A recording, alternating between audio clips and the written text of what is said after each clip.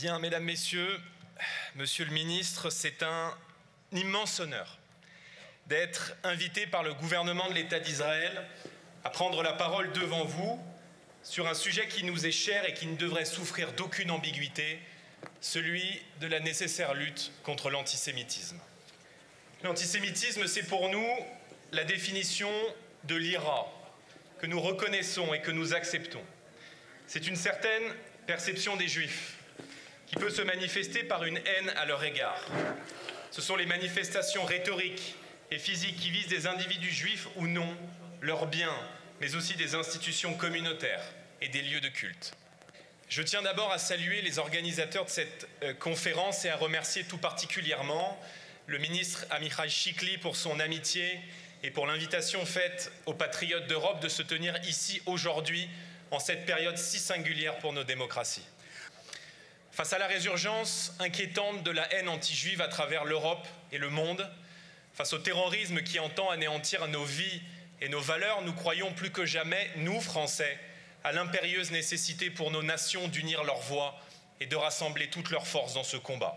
Sachez, monsieur le ministre, que je mesure la portée symbolique éminente de cette invitation qui consacre l'importance du mouvement patriote en France comme partout en Europe, mais aussi sa responsabilité devant l'histoire à l'heure d'une guerre sans relâche, face à la barbarie qui est aussi la nôtre. Il m'est impossible de prendre la parole sur cette terre chargée d'histoire sans évoquer en premier lieu cette date ô combien tragique du 7 octobre 2023. Votre nation, Israël, a subi dans sa chair une attaque d'une lâcheté, d'une sauvagerie qui marqueront à jamais la mémoire de chacun d'entre nous. En l'espace de quelques heures, Israël a vécu son 11 septembre 2001 et son Bataclan, en référence à ce soir de novembre 2015 où des Français furent décimés et assassinés par dizaines par des terroristes islamistes. Le 7 octobre devait être un jour de fête. Il fut un pogrom d'une barbarie inimaginable commis par le Hamas qui a tué indistinctement des femmes, des enfants, des civils et pris en otage des familles entières. Ce jour, 50 citoyens français ont perdu la vie et personne ne peut ignorer la violence extrême de ces scènes. Mais se rendre sur place hier, comme je l'ai fait, avec certains de mes amis, permet de ressentir l'entière pesanteur d'un acte indicible. Et c'est aussi cette même pesanteur que j'ai ressentie il y a quelques heures dans les allées du musée de Yad Vashem, là encore dans le souvenir de l'horreur et de l'indicible. L'attaque du 7 octobre aurait dû faire taire les adversaires d'Israël et tous ceux qui prônent la haine des Juifs. Mais bien au contraire, elle les a revigorés. Et depuis ces attentats, loin de reculer, la haine anti-juive s'est sentie pousser des ailes en Europe, au point que nous voyons revenir un antisémitisme d'atmosphère. Presque chaque jour apporte son lot d'insultes, de menaces, d'agressions à l'encontre de nos compatriotes de confession juive. Des scènes d'un autre âge refont surface.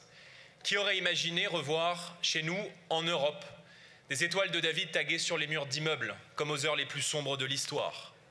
Qui aurait pensé qu'en 2025, en Europe, porter une kippa ou avoir un nom à consonance juive pourrait vous exposer à la violence, comme ça a été le cas à Orléans il y a quelques jours, où un rabbin devant son fils de 9 ans a été agressé par un islamiste? Qui aurait pensé qu'en 2025, en France, le principal parti de gauche aurait détourné sur une affiche la photo d'un animateur de télé en s'inspirant des caricatures juives des années 30? Des manifestations appelant à l'intifada ont pris place dans les capitales européennes.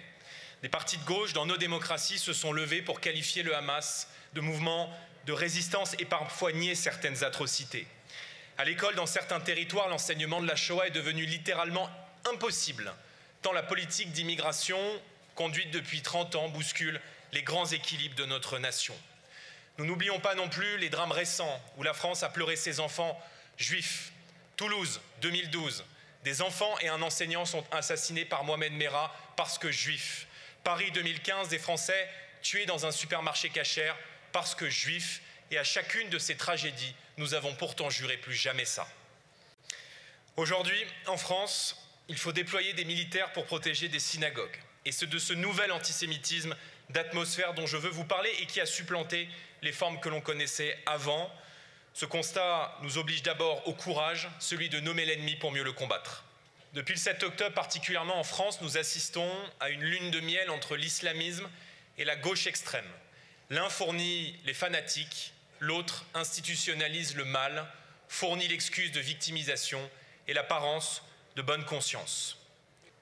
Ce constat, mesdames, messieurs, nous appelle à l'action.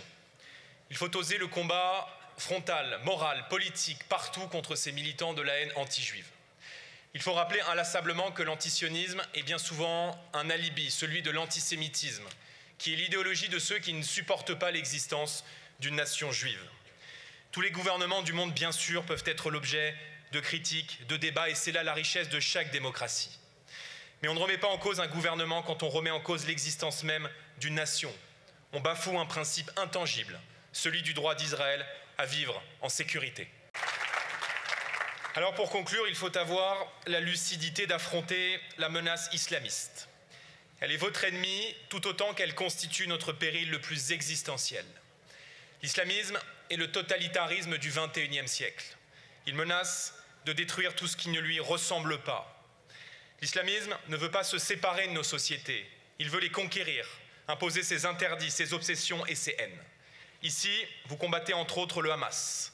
Nous combattons, nous, la présence de ces idées et de ces soutiens sur le sol de France.